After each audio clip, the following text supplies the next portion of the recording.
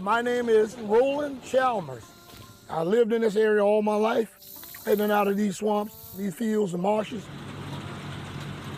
In South Carolina's low country, a farmer harvests on hallowed ground, retracing a painful past. My ancestors, it was all harvest by hand. It will get you a little emotional. You get to thinking about, what was going on in these fields in them days. Slaves brought here in part because of their special knowledge. They knew the secrets of growing rice, known today as the Gullah Geechee. Gullah Geechee people are just descendants from the slaves. From West Africa, primarily. From West Africa. And they didn't have anything but what they knew about growing rice, and they really understood how to grow in these fields. Not just any rice, Carolina Gold. It's a healthier rice, it's a tastier rice. There's no comparison. So much of our culinary roots are right here. National Geographic explorer Dan Buettner's quest to find the healthiest American ways of eating has brought us to a former plantation outside Savannah, one of the only places in the world where this once forgotten crop is still grown. Carolina Gold rice is an African strain of rice. That pretty much disappeared until about 20 years ago. It's a uniquely American crop because that strain has gone away. You can't go back to Africa and get that strain. You got to go to the Carolinas. Carolina Gold's revival is in large part the work of our host, out braving the dangers of these fields daily.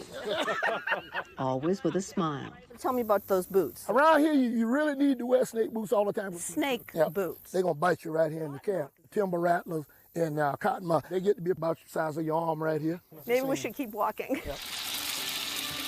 Inside, we meet Roosevelt Brownlee. It's a very, very simple recipe. Whose T-shirt says it all. I could eat rice 7 days a week. He's another proud keeper of Gullah Geechee traditions. He's been cooking since he's been 10. He cooked in the Vietnam War, and he is a master of what he does. He's arguably the best in the world when it comes to Gullah Geechee, yet nobody ever called him a chef. They called him a cook. Over the years, he's fed some of the greats. Muddy Waters, Nina Simone, Dizzy Gillespie. You've become incredibly famous as a chef. Oh, yeah? That's what I hear. Modest, too. Today, he's cooking just for us. This is Hoppin' John. Hands down my favorite dish. Makes me hungry. An awful lot of my friends say, rice, I can't eat rice, it's a carbohydrate, that's not good for me. Makes me fat. If you're eating a bowl of white rice, it's probably not the best idea. Carolina Gold rice, it's different. It's a different species from the Asian rice. And it's got a little gold hue to it, it's got a nuttier flavor, and it usually has some germ left in it, and that's where a lot of the nutrients are.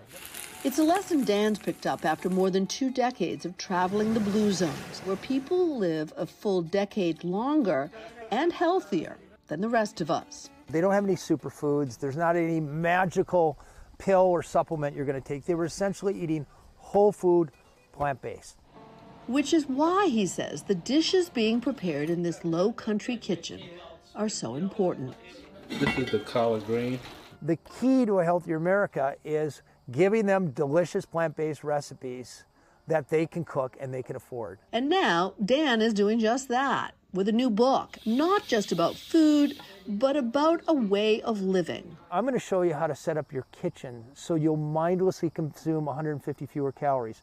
How to set up your home so you'll mindlessly burn an extra 100 calories a day without thinking about it. You'll be more purposeful in your life, you'll eat better, and ultimately you'll live longer. In 30 days. In 30 days. What doesn't last is some diet you hate.